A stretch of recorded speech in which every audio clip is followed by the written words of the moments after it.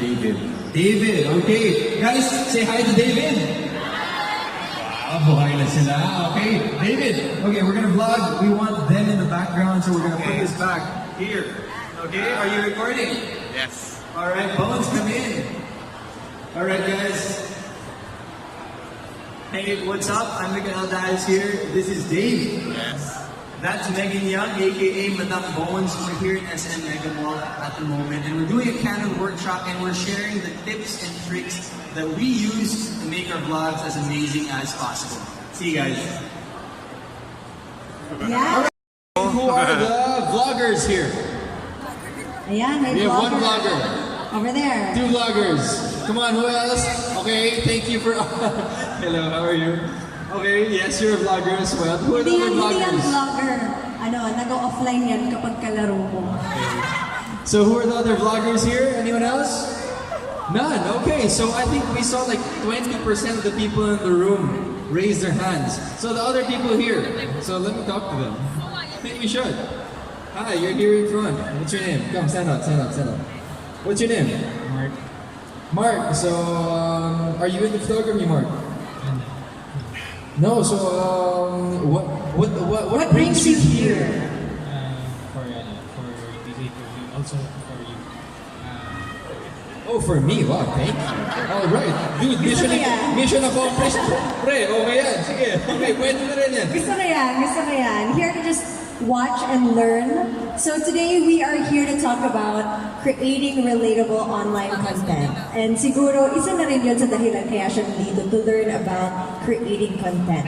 Now that we got to know a little bit more about everybody here, we want to introduce ourselves to you. Yes. Sabi nila discreet lang daw, pero Okay, parang hindi ko magana eh, no? Sige, Next. click mo yan, Bones. Kaya mo yan. next. Alright, but anyway, I memorized what's gonna happen in the next slide while Bones is working on that. Ayan. Okay, here we go. So, I'm Mikael, And I'm Megan. and we're actors and hosts for GMA7, and we have been together for 8.5 years. Hashtag #MyForever. Naniniwala na ba kayo? Yes, naniniwala Forever na? sila. Forever na? Hindi ko alam eh. Basta, sa ngayon, #MyForever. Hashtag my Diba? forever. Sige, aking sabihin mo. #MyForever sa ngayon. Sa ngayon. Sa ngayon. Tama? Ano ba yun? Tama, It's okay. either my forever or wala, di ba? Okay. Alright, but anyway, yes, so we work primarily for GMA. We're usually in teleseries and other hosting shows. And our nicknames for each other, if you watch the vlogs, you are Bones. And he's Fofo. Yes, and it just so happens that that is what we call each other.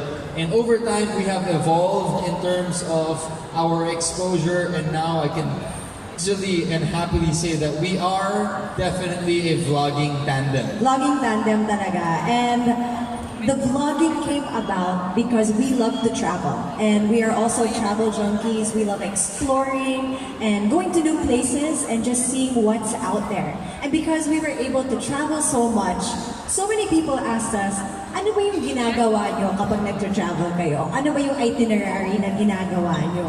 Eh minsan kasi parang nakakalimutan namin or hindi namin maalala. Ano ba yung ginawa natin? Oh, so kinukulit kami because they see us on Instagram. That, Yes. oh, you went here, you went there, and they're always asking for kwento. And yung naisip ko was that instead of having to tell the story 10 or 20 times, why don't I create a vlog? Okay, and yun na lang yung sasabihin ko, panoorin nyo ito yung nangyari sa amin. Yes, so dapat talaga pang family and friends lang yung ginawa namin ng vlog. And then it just caught on eventually and more friends started to ask for more vlogs about our trips. Alright, now before we move on to the next slide, Megan and I are going to be sharing some of the tips, tricks, and secrets that we have learned in our production and vlogging experience. So for those who want to create in any shape, way, or form, it doesn't matter if you're a photographer, a videographer, a vlogger, or someone who just wants to be here and enjoy the aircon in the mall, that's fine. This is something that you can learn from. Okay, so let's move on to the next slide. Ayan, so it's a beginner's guide because people have also asked us, how do you even start a vlog? I want to share my trips, I want to share the things that I do every day. Paano nga ba magsimula? So ito yung mga simpleng tips namin para dyan. Number one, just create. Sabi ng isang brand, just do it. 'Di ba? Kailangan lang gawin mo. Kasi bakit? Bakit kailangan lang gawin mo?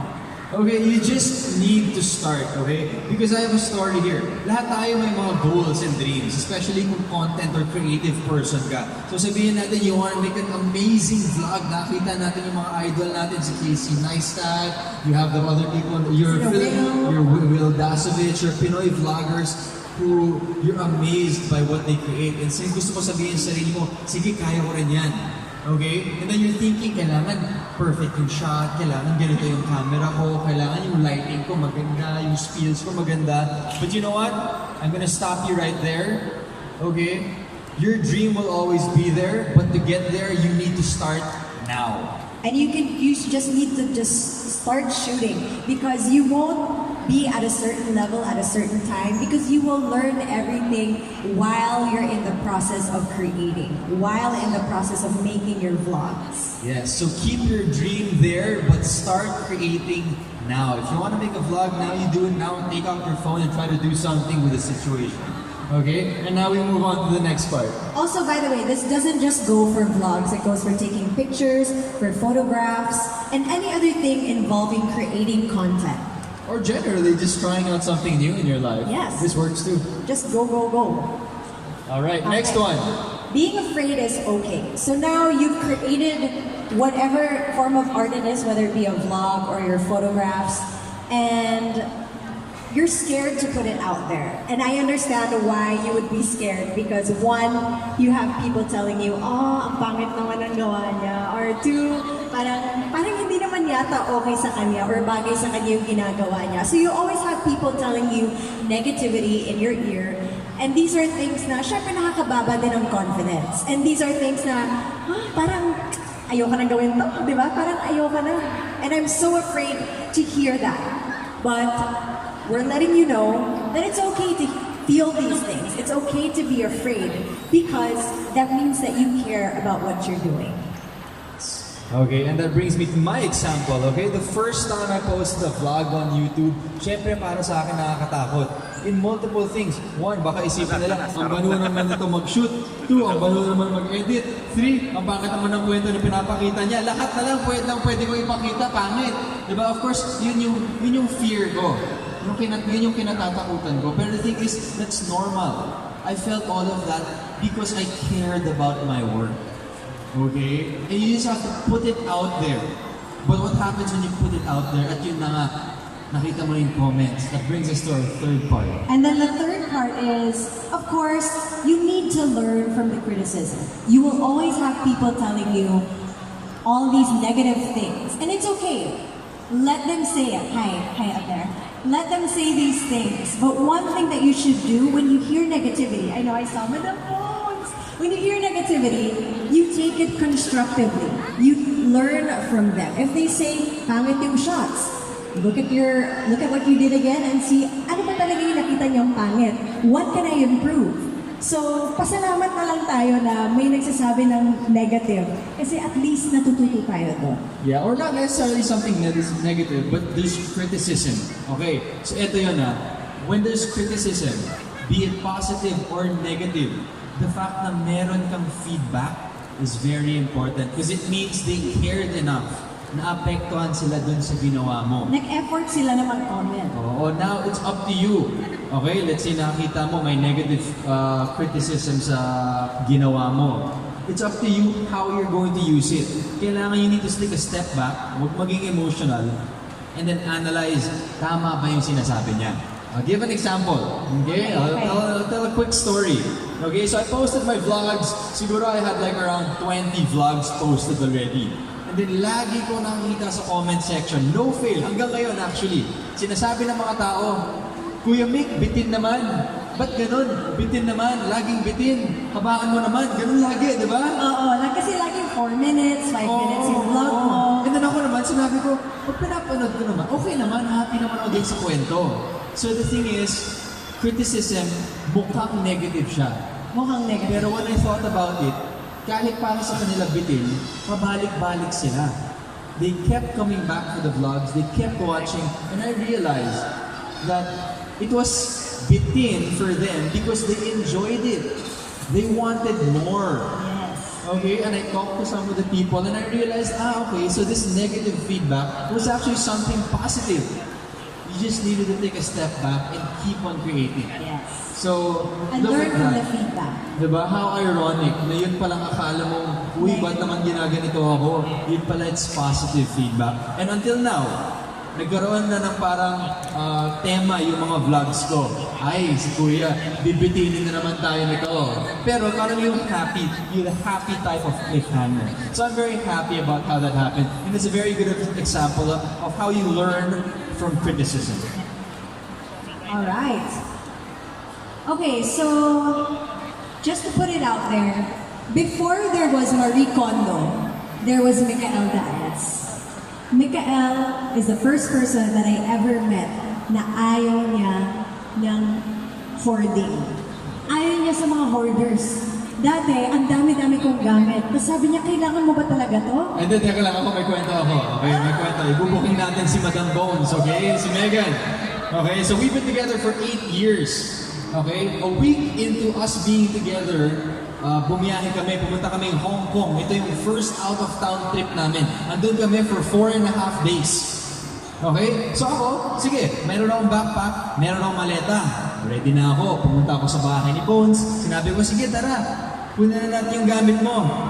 Meron siyang 3 malaking maleta, meron siyang isang backpack, kasi isang hand carry para sa 4 na araw sa Hong Kong. And I was like, ano to?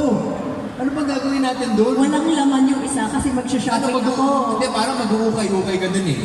Hindi na yung feeling. So, okay, so basically, from that point, our first year together to now, a lot has changed. And we've really learned how to strip down to the bare essentials. Ano ba talaga ang kailangan natin? And that also goes for the equipment that we bring whenever we travel. Kasi nag-vlog kami when we travel. And when we first started vlogging, ang dami naming dalang gamit. Siguro 3 camera dala namin, marami kaming lente na dala, mga 4, ganun. Tapos kung ano-ano pa mga dala namin. And then today, our current state is that we have all the gear that we need whenever we travel, and it is the bare minimum. But we make sure that everything is quality. Para at least quality pa rin ang vlogs natin. Yes, before we move on to the next slide, just a simple example. Another story. I like making the point through a story because it's nice to relate to everyone through it. So, ano tawag yun? Sabi nga ni Bones na we would travel, ang dami naming lente. 3 yung camera namin. May ilang camera ba yung nagagamit mo at any one point in time? Di ba isa lang? Ilang lente ba yung nagagamit mo? Di ba isa lang? Okay? So pick the lens that will suit most of your needs and bring that. Because you don't want to be carrying 4 lenses. I Yes. promise you, napakabigat nun. Okay? Especially if you're on the go like us, na we're just shooting the moment as it happens. So for us, we need something more compact and more ready to take on with us. Yeah, so basically, right now, I'm using a Canon EOS R. I love you, Canon. Thank you so much. And I have an external mic on top of it. And I actually don't use a Gorilla Pod anymore. I found another tripod, which is even better. Yes. Heavy duty talaga. Heavy duty, but it works. Yes. It works. So next slide. Ayan. So the next slide is... Okay, so we have our basic gear. We have the camera, the external mic, and the tripod. But we have other things that are very essential to when we travel and when we vlog. So that would be 2 extra batteries.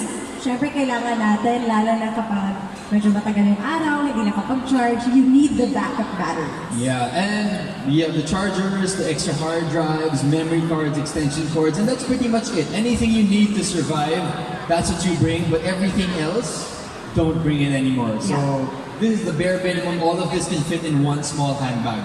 That's yun na yun. Honestly, kaya naka-all caps yung extension cord because this is probably one of the most important there because you need all that space to charge all your gadgets. Diba? If you count it on a hand, the things you have to charge, 1 cell phone, 2nd cell phone, Laptop mo. laptop mo, camera, Camera ko. battery ng mic. So, ang dami agad. Diba? Dami na. So, extension cord, underrated piece of equipment yan. So, just buy your favorite extension cord and always keep it in your bag. Okay, moving on. Okay, moving on. Now we have the creative process.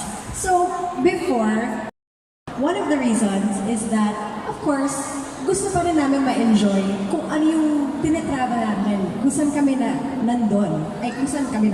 kung saan kami sa point na yon. Like if we're in, say, Iceland, nag-Iceland kami. Gusto namin mapakita sa inyo yung ganda ng Iceland. But at the same time, we want to be able to enjoy the moment. So basically what Bones is saying is that huwag naman mag-vlog ka, shoot ka lang ng shoot, buong araw ka na nag-shoot, biglang pag tinanong kita, o anong ginawa mo doon, hindi mo na alam. Diba? Don't do that. There needs to be a balance between creating and hard work. That doesn't mean you're shooting for 12 hours. Yes. It means you prepared well and you know what to shoot. So that's something that we work on, and that's what we're going to be sharing with you guys now. Some of our tips and secrets will be coming out here. Okay, so this is Mikael's job kasi ito yung talagang gusto niya. Okay, so we broke down the shots that we take. So for me, it's my job to take time lapses. And why are time lapses important for me? For one, I love time lapses, di ba? Kung mahal mo ang isang bagay, yun yung gawin mo, di ba? Huwag na tayo magpanggap. I like time lapses. I use it as my intro, and I use it as my extro. And if I could put it somewhere in the middle, I put it also. I like waking up early in the morning, taking sunrises, sunsets at night. So I just find it beautiful. And I'm always looking for more ways to take better time lapses, to tweak my settings, tweak my edit. And I guess one super simple tip that I can share when you're taking a time lapse, especially with a camera, with a professional camera, is that if you use a slow shutter speed, okay, you're taking a video, you use a slow shutter speed, what happens with the objects that are moving is that nagmumukhang blurry sila. So if you watch the Flash and he's moving around, that's how people look. And even the sun, when it's moving down, nakita mo siya, biglang may parang buntot na yung araw habang bumababa or habang umaakyat siya. At ang ganda ng effect, at least for me, it's a personal preference. And when I tried it out, I was mind blown and it looked beautiful. So just one tip to share to you guys. Yeah. So another one would have to be the talking heads. Kapag nanonood kayo ng vlog, ang nakikita nyo agad yung nagsasalita na tao. Kung sino may-ari ng vlog, they're telling you about their day, they're telling you about what you're doing. But sometimes, medyo it goes on and on and on. And for us, we discovered na we like being direct to the point. That's just our style of vlogging. We like being direct to the point. Sabihin na namin kung ano yung nangyayari. Oo, so basically yung sinasabi ni Bones, ayaw kasi namin na nanonood kami ng vlog, tapos 5 minutes, yung tao lang yung nakita namin, ang dami-dami na niya sinasabi. Sabi niya dapat nasa Hong Kong siya. At the end of his spiel, sinasabi... Oh, there you go. At the end of his spiel, bilang pinag-uusapan na niya yung religion niya, ano yung kinain niya for breakfast, gaano katagal siya naligo. Para sa akin, it's... If what you have to say has no connection to the topic that you're vlogging about, then I think you should take that out of your talking heads. Okay, and it's very simple. I think we can do an example here. Yes. Okay, so let's get someone's. I think you're a vlogger, right? All right, so I'm gonna have David. David, okay, guys, say hi to David. Buhay na sila. Okay, David. Okay, we're gonna vlog. We want them in the background, so we're gonna put this back here. Okay, are you recording? Yes. All right, Bones, come in. All right, guys. Hey, what's up? I'm Mikael Daez here. This is Dave. Yes. That's Megan Young, aka Madame Bones. We're here in SM Mega Mall at the moment, and we're doing a Canon workshop, and we're sharing the tips and tricks that we use to make our vlogs as amazing as possible. See you guys. Yeah. Important because you need to establish kung nasaan ka. Because it sets the environment, it sets the tone of it. What are you doing? Lets people know kung bakit ka nandun. And why? It's because why is it important to you? Siyempre, you go to a place, you're doing something, but there's always a meaning behind something that you do. Like today, we are here at Canon. We're here at SM Mega Mall for Canon. We're sharing you our stories. Why? Because we want everybody else to have a different perspective. We want everybody to learn in the process with us. So things like that give an extra edge to the content that you're creating. All right, next slide. Oh, this is actually a video of a time lapse and a talking head. So So this is an intro to one vlog. So yeah, let's.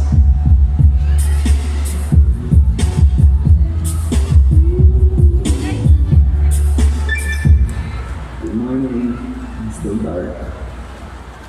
We're going for sunrise. This time we're going to the favorite of all the world. It's called People House Trail.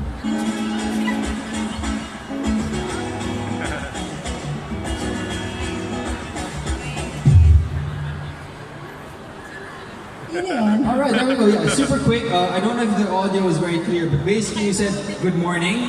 We're in Hawaii. We're going on a sunrise hike. So automatically I said, where are we? What are we doing? And why are we here? So it was very clear. And after that, you move on to the next part of that vlog, the next part of the story. So isipin mo na lang, pag nagvo-vlog ako, parang nagkukwentuhan tayo harap-harapan. Hoy, Nick, anong ginawa mo nung nandun ka sa bansang yun? Ay, ito yung nangyari. So that's how I want you to feel when you're watching my vlog. And that is my motivating creative force when I'm doing my edits as well.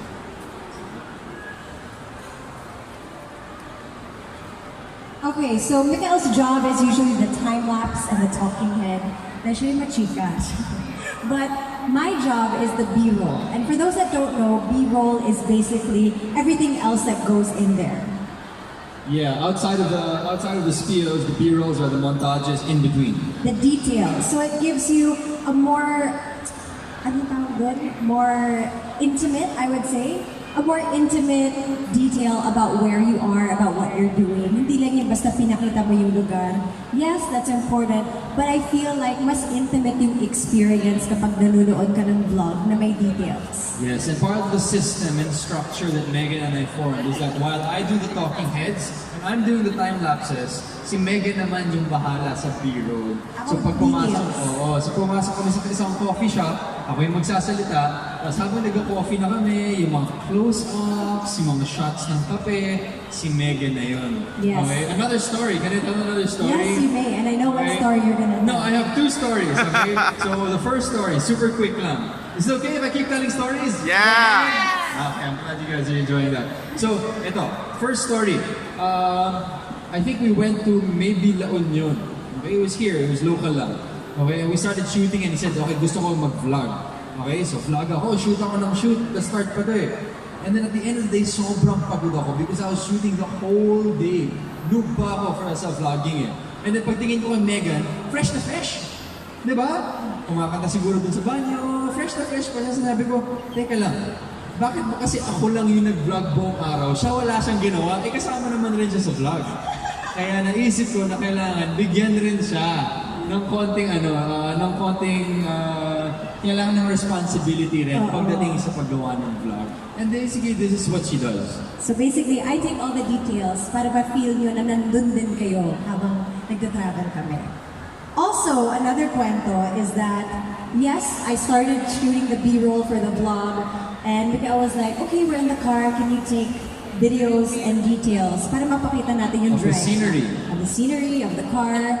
And then I did that. I was like, yeah, I'm so proud. Ang dami ko na shoot. Ang ganda ng mga shots ko. Tapos si Mikael, nag-e-edit na. Sabi niya, oh, ang ganda ng puno. Ay, ang ganda ulit ng puno. Ay, bakit may puno ulit? Bakit puro puno, Bones? Diba? Bakit 10 shots ng iisang puno habang nagmamaneho ako? Sinabi ko, okay lang na may details, pero wag naman iisang detail. Ang tuwang-tuwa si Madam sa isang puno na yun na lang yung kinunan niya. Hindi ba pwedeng nagandahan lang ako? Okay, so I told her, okay, sige, i-refine natin yung responsibility mo. Take one wide and then 2 details. So let's say, take the wide shot of a coffee shop, yung sign niya, ano yung name. Tapos, give me 2 detail shots of the coffee. At least sa edit, may magagawa na ako. Yes, at mas madadalian ka kapag nag-transfer ka ng files, hindi masyadong mabigat, you save a lot of space, and also kapag nag-edit nga, hindi ka mahihirapan hanapin kung ano yung shots na gusto mo. Oh, guys, mahirap gumawa ng vlog kung isang puno lang ang nakakita mo sa lahat ng mga shots. Mali mo, Sinasabi ko na. vlog about a tree. Okay, next slide. Okay, so here's another example about reaction shots or yung B-roll na ginagawa. This pancake is exactly what we're here for. Oh my god, look at it. Shake it, shake it. Shake it like a looks so good. I don't care if it doesn't taste good, but it just looks so good. How do you find the bun?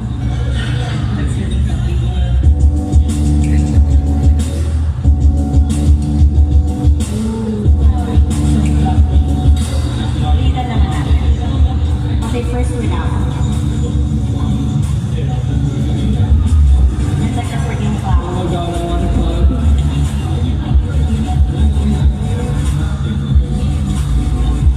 Damn, yo. Damn, it's like literally eating a cloud. I'm gonna eat first, later. Nagutom ako dun. Ganda ni Madam dun, no? Maganda ba? Yes! Yes, ang ganda niya. No, okay, super quick on this slide. Okay ka lang ba? Kinilig ka ba? Pili ka. Okay, anyway, on this slide, reaction shots are another very vital aspect of vlogs. Because for me, okay, this is a personal realization.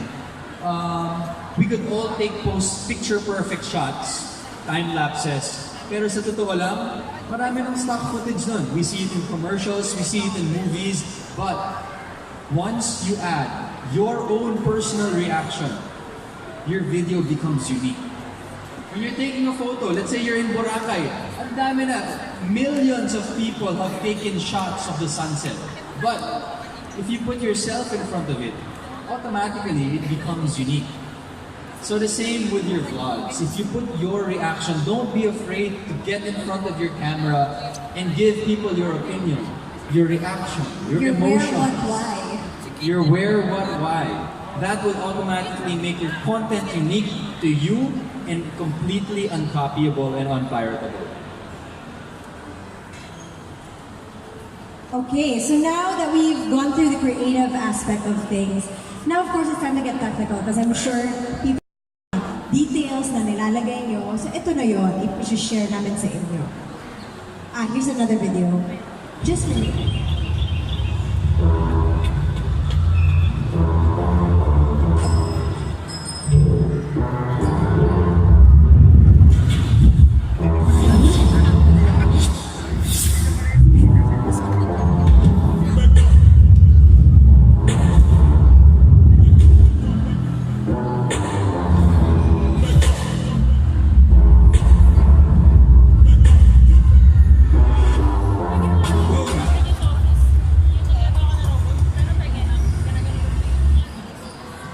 Okay, so with this video, Parang commercial.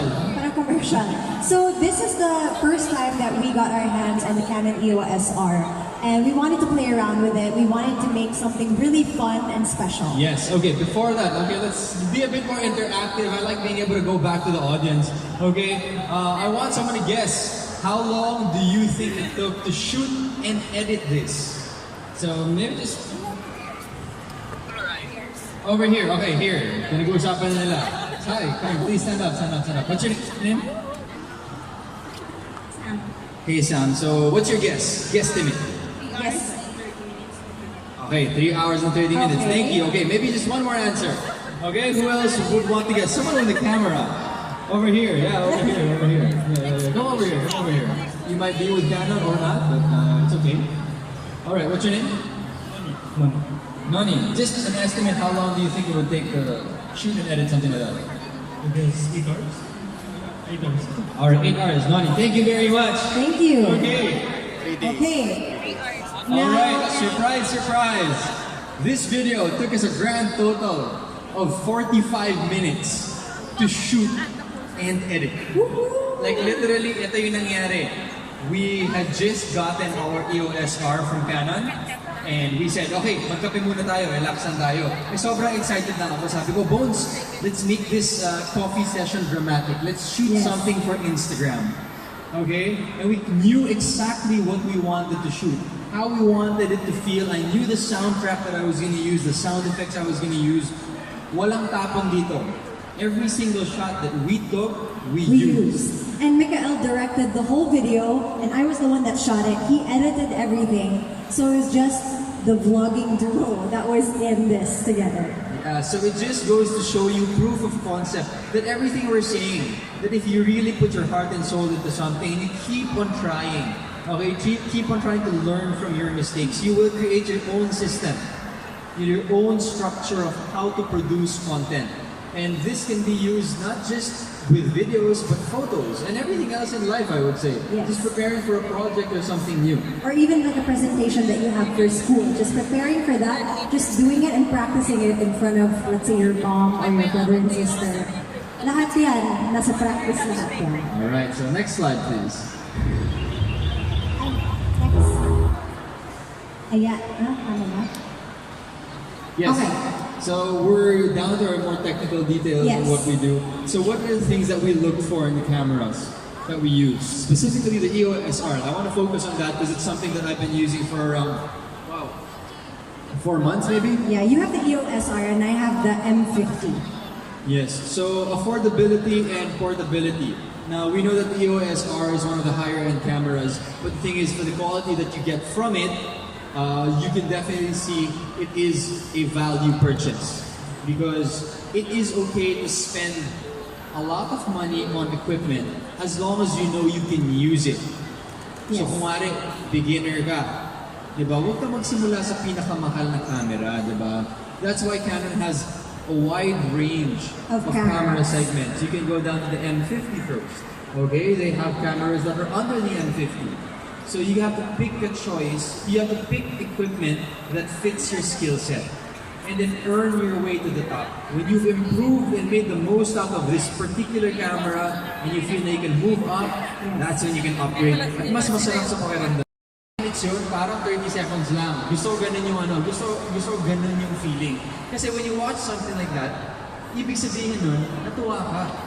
Like, why hindi ko napansin yung oras? So that's always my goal when I'm editing. And of course, ang nakakatulong sa pace and energy is music. So music is very important for me. And sa totoo lang, I outsourced the music selection process. Madam Bones over here chooses all the music. So if you like the music in the vlogs, you have to thank her. Yay! So thank you to everybody that has been liking it. But just to add on to what you said with the pace and energy, na gusto mo mabilis, I think it goes in line with how Mikael and I travel. Na kapag nagta-travel kami, hindi masyadong matagal. Ayaw namin ng dull moment at gusto namin mabitin kami sa travels. So, pinaparating lang namin sa inyo kung ano yung nafe-feel namin kapag nagta-travel kami dun sa vlogs namin. Alright, so when it comes to editing, syempre, like I said, it's not all the time na agad-agad makakakuha tayo ng vlog from our editor, Mikael Daez. And there's a good reason why.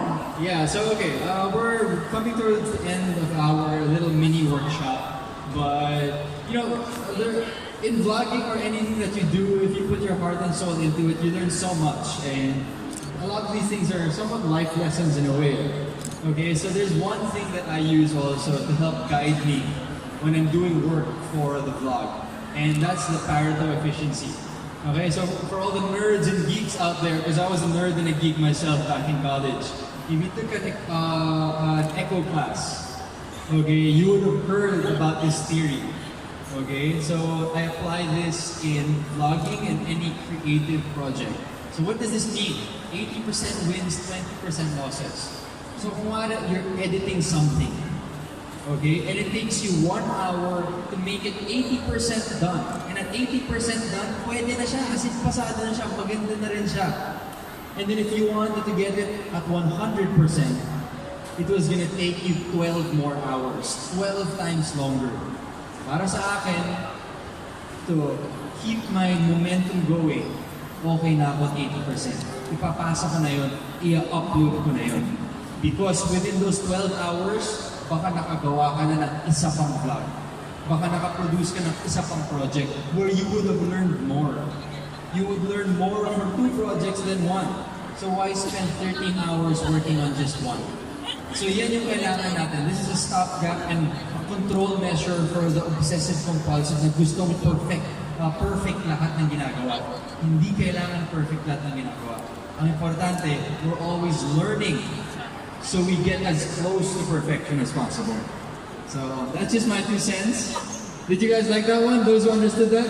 Yeah. So I hope you guys can use that And maybe just a passion project is like the last few slides of our presentation, Bones. Yes, so we do have a passion project that Mikael and I are doing as of the moment. And just to share, it is something that was inspired by Canon. So this is our podcast, Behind Relationship Goals. And Mikael and I have always thought about coming up with a podcast and sharing our stories about our relationship. Because our travels naman sa vlog, but a lot of people ask us, how do you have a relationship this long? What are the secrets? And we wanted to share it in form of parang a radio show. So when we met up with Canon to talk about collaborations and whatnot, they were like, oh, why don't you come up with a podcast? And we have like this new camera. And to be honest, we've been using the Canon EOS R for our podcasts that are uploaded on YouTube and uploaded on Spotify, Google Podcasts, Apple Podcasts, etc., etc. Yes, so basically what Bones is saying is that we have 10 episodes of the podcast online. If you guys would like to take a listen, I would gladly invite all of you to do so. And with that, I would like to invite everyone to not just start vlogging now, but start creating now, or just start doing something new, and hopefully you can learn from anything that Megan and I said. Thank you very much. Thank you so much.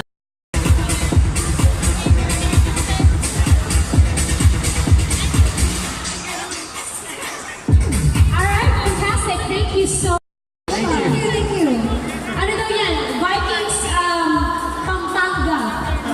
Ay, wag na lang. Ay, Sige, iba ito pala yung pala nanalo. Iba kayong plans. And then, pwede din sa nagaman may Vikings. Di ba okay. dyan? I will try to read this. Nel Hukamis. From Nel? Sali. Oh, hi! Congratulations! Come on, please. For a nice buffet dinner. Good up.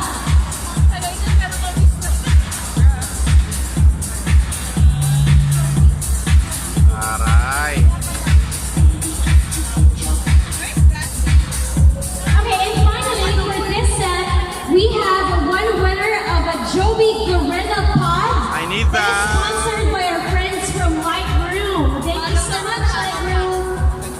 So for our vloggers out there, this is going to be really useful. Need it. I need it. Yeah. And our winner of the Joby Gorilla Pod is Darwin Texiebro. That serves as your entry. Congratulations, Darwin, Sir Benny. Thank you so much. One last thing. We'd like to have the audience, rather. Yay! Awesome. Thank you so much. A round of applause again, please, for Mikael, Daez, and Megan. Thank you so much. It was so interesting talaga their talk. So I hope na may mga susunod pa. Courtesy of Canon, of course. Hello. Anything else, guys? On